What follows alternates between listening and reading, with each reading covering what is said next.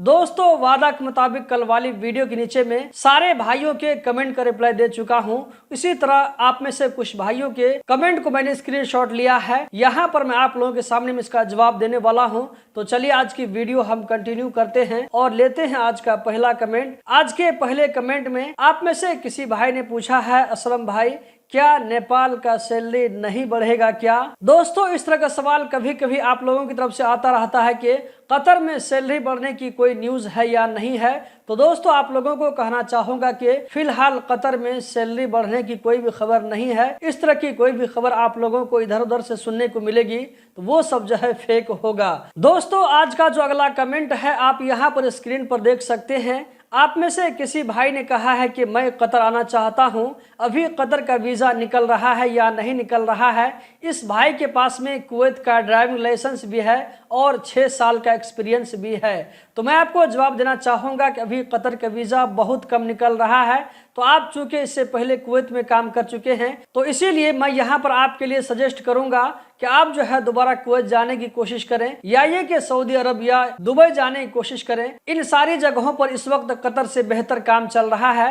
अभी जो है कतर में काम नहीं होने की वजह से वीजा बहुत कम निकल रहा है। अगर आपको कतर में कहीं पर डायरेक्ट कंपनी का वीजा मिल जाता है काम करने के लिए तो फिर आप ट्राई कर सकते हैं, वरना आप जो है दूसरी कंट्री का देखें। यहाँ पर दोस्तों आप लोगों को आज का जो है तीसरा सवाल नजर आ रहा होगा। इस भाई का कहना है कि ये भाई जिस कंपनी में काम कर रहे हैं ऑलरेडी इसको 2 साल हो चुका है। तो 2 साल होने के बाद में इस भाई ने उस कंपनी वाले को रिजाइन दे दिया है और किसी दूसरी कंपनी में चेंज होने के लिए अप्लाई कर दिया है।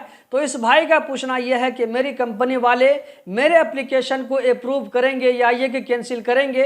तो मैं यहाँ पर कहना चाहूँगा कि ये बात कोई आपको दूसरा कोई कैसे बता सकता है। आपके एप्लीकेशन को अप्रूव करना या ये कि कैंसिल करना ये आपकी कंपनी के ऊपर में डिपेंड करता है।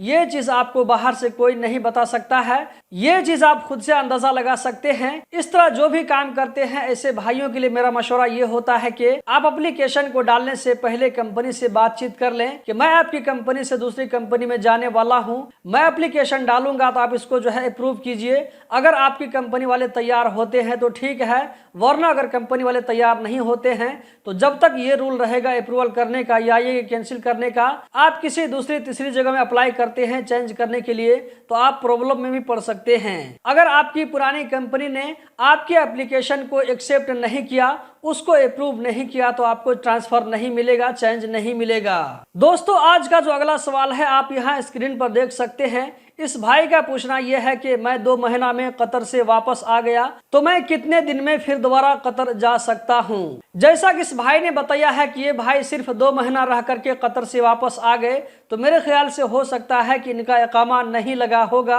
अगर आपका इकामा नहीं लगा तो आपके जो है कतर से एग्जिट करते ही आपका वीज़ा कैंसिल हो गया होगा।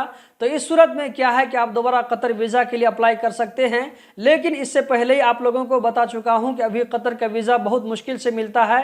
तो हो सकता है कि आपको वेट करना पड़े या 2-3 मरतबा अप्लाई करेंगे तो हो सकता है कि किसी टाइम आपको अप्रूवल मिल जाए। अभी जैसे कि बहुत सारे लोगों का वीज़ा रिजेक्ट हो रहा है तो उसी तरह आपका वीज़ा भी रिजेक्ट हो सकता है। आप कतर जाने के लिए जा सकते हैं, बस ये है कि ट्राई करके देखिए कि लक आपका कितना साथ देता है, पहली मर्तबा में वीज़ा निकलता है या नहीं। दोस्तों जबकि आज का जो अगला सवाल है आप यहाँ स्क्रीन पर देख सकते हैं।